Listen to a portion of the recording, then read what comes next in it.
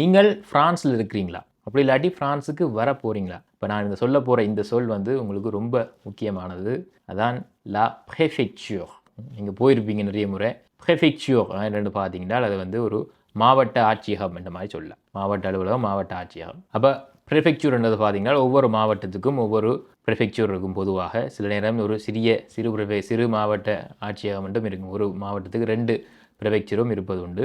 அப்போ இந்த ப்ரெஃபெக்சூரில் பார்த்தீங்கன்னா நாங்கள் முக்கியமாக எங்களுக்கு தேவையானது இந்த titre de séjour. அங்கே தான் நாங்கள் போய் புதுப்பிக்கிற மாதிரி இருக்கும். titre de séjour. titre de séjour என்றால் அர்த்தம் வந்து வதிவிட அட்டை, வதிவிட அனுமதி என்ற மாதிரி சொல்லலாம். அப்போ நீங்கள் முதல் முறை ஒரு titre de séjour நீங்கள் கேட்குறீங்கன்னாலும் சரி, அதுக்கப்புறம் புதுப்பிக்கிறனாலும் சரி, எல்லாமே இந்த அலுவலகத்தில் நாங்கள் போய் நிற்க வேண்டி இருக்கும். அப்போ ப்ரெஃபெக்சூர்ன்றது பார்த்தீங்கன்னா நீங்கள் பிரான்ஸில் வெளிநாட்டவர்களுக்கு மிகவும் முக்கியமான ஒரு அலுவலகம். அப்போ இந்த வீடியோவில் நாங்கள் என்ன பார்க்க போகிறோம் என்றால் ப்ரெஃபெக்சூரில் பேச தேவையான 25 பிரெஞ்சு வாக்கியங்கள் தான் நாங்கள் பார்க்க போகிறோம். எல்லோருக்கும் வணக்கம், நான் தீபக். வாங்கள் தமிழில் பிரெஞ்சு கற்போம்.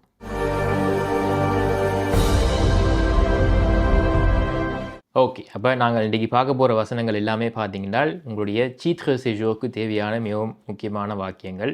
அப்போ நீங்கள் நேரடியாக போய் கதைக்கக்கூடிய மாதிரி, இல்லை அவங்க உங்கள்கிட்ட சொல்லக்கூடிய மாதிரி இருக்கக்கூடிய வசனங்கள். அப்போ நான் அந்த வசனங்களை 2 முறை சொல்லுவேன். நீங்களும் முதல் முறை கேட்டுட்டு 2வது முறை என்னோடையே நீங்களும் சேர்ந்து சொல்லுங்கள். உங்களுக்கு மிகவும் பயனுள்ளதாக இருக்கும். வாங்கள் தொடங்குவோம். அப்போ முதல் வசனம் தொடங்குவோம். Bonjour, j'ai rendez-vous aujourd'hui. Bonjour, j'ai rendez-vous aujourd'hui. அர்த்தம் வந்து வணக்கம், இன்று எனக்கு ஒரு சந்திப்பு இருக்கிறது. நான் என்னுடைய வதிவிட அட்டையை புதுப்பிக்க வந்துள்ளேன். Je viens pour renouveler mon titre de séjour. Je viens pour renouveler mon titre de séjour. புதுப்பிப்பதற்கு எந்த counter? C'est quel guichet pour le renouvellement? C'est quel guichet pour le renouvellement? என்னிடம் அனைத்து ஆவணங்களும் உள்ளன. J'ai tous mes documents. J'ai tous mes documents. நான் என்னுடைய வதிவிட அட்டையை புதுப்பிக்க விரும்புகிறேன். Je voudrais renouveler mon titre de séjour. Je voudrais renouveler mon titre de séjour. என்னுடைய வதிவிட அட்டை, என்னுடைய விசா கார்டு வந்து விரைவில் காலாவதியாகிறது. Mon titre de séjour expire bientôt. Mon titre de séjour expire bientôt. நான் 2 வருடமாக பிரான்சில் வசிக்கிறேன். பிரான்சில் வாழ்கிறேன். Je vis en France depuis 2 ans. Je vis en France depuis 2 ans. நான் பிரான்சில் வேலை செய்கிறேன். Je travaille en France. Je travaille en France. நான் பிரான்சில் ஒரு மாணவன். Je suis étudiant en France. Je suis étudiant en France. என்னோட டாக்குமெண்ட்ஸ் எல்லாமே முழுமையாக இருக்கிறதா? என்னுடைய கோப்பு எல்லாம் முழுமையானதா? Est-ce que mon dossier est complet? Est-ce que mon dossier est complet? இந்த மாதிரி நீங்கள் கேட்கலாம். அடுத்த வசனத்தை பார்க்குறதுக்கு முதல் நீங்கள் என்னோட சேர்ந்து ஃப்ரெஞ்சு படிக்கணும் என்றால் நான் ஜூம் ஊடாக ஃப்ரெஞ்சு வகுப்புகள் கொடுக்குறேன். A1, A2, B1, B2 நிலைகளுக்கு ஃப்ரெஞ்சு வகுப்புகள் கொடுக்குறேன். நீங்கள் அடிப்படையில் தொடங்கி ஃப்ரான்ஸில் நேஷ்னாலிட்டி வாங்குறது தேவையான நிலை மட்டும் எல்லா ஃப்ரெஞ்சு பாடங்களும் என்னிட்ட இருக்குது. என்னிட்ட படித்து நூற்றுக்கணக்கான பேர் இந்த டெல்ஃப் எக்ஸாம் பாஸ் பண்ணியிருக்கிறாங்க. A1 தொடங்கி B2 மட்டும் எல்லாரும் பாஸ் பண்ணியிருக்கிறாங்க. நீங்கள் என்னுடைய ஃபேஸ்புக்கில் போய் நீங்கள் அதுக்குரிய ஆதாரங்களை நீங்கள் பார்க்கலாம். மற்றும் உங்களுக்கு என்னோட நேராக சேர்ந்து ஜூம் ஊடாக படிக்க நேரம் இல்லாட்டியும் என்னுடைய சுய பயிற்சி திட்டங்கள் இருக்குது. நீங்கள் அது மூலம் உங்களோட நேரத்துக்கு ஏற்ற மாதிரியே நீங்கள் படிக்கலாம். அதுக்குரிய விவரங்கள் எல்லாமே இந்த வீடியோட டிஸ்கிரிப்ஷனில் நான் கொடுத்துருக்கிறேன், நீங்கள் பார்க்கலாம். அடுத்த வசனத்தை பார்ப்போம். நான் 3 மாதங்களுக்கு முன்பே என்னுடைய விண்ணப்பத்தை சமர்ப்பித்தேன்.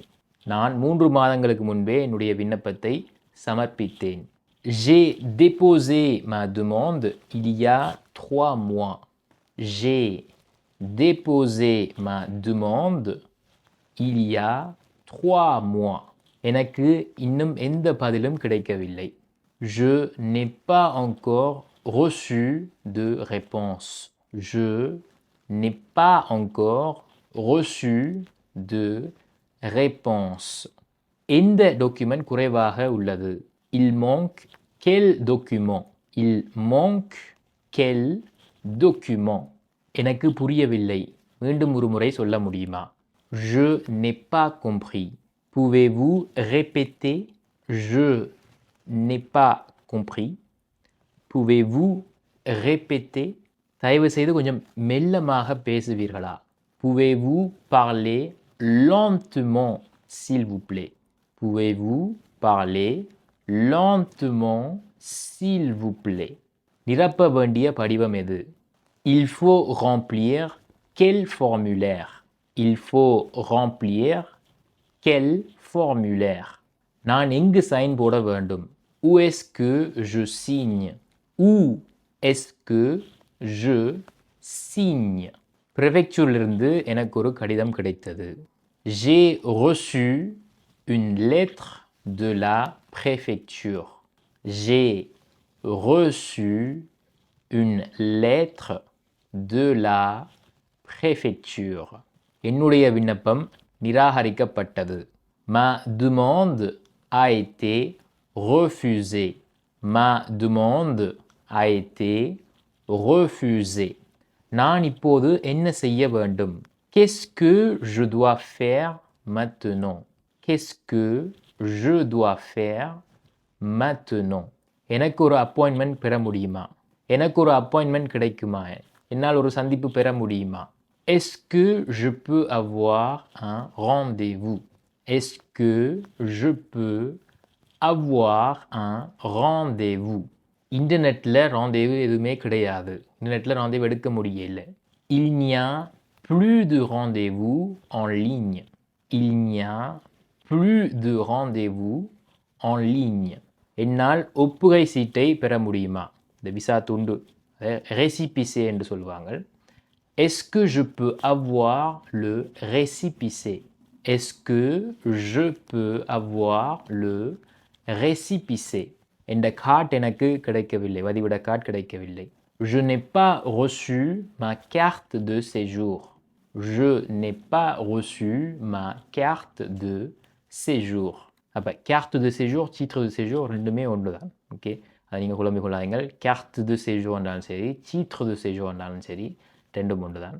அப்படி நீங்கள் அப்படி போய் ப்ரொஃபெக்சரில் கதைச்சி முடிச்சுட்டு நீங்கள் கடைசியாக அப்படி சொல்லலாம், உங்களுடைய உதவிக்கு நன்றி. Merci beaucoup pour votre aide.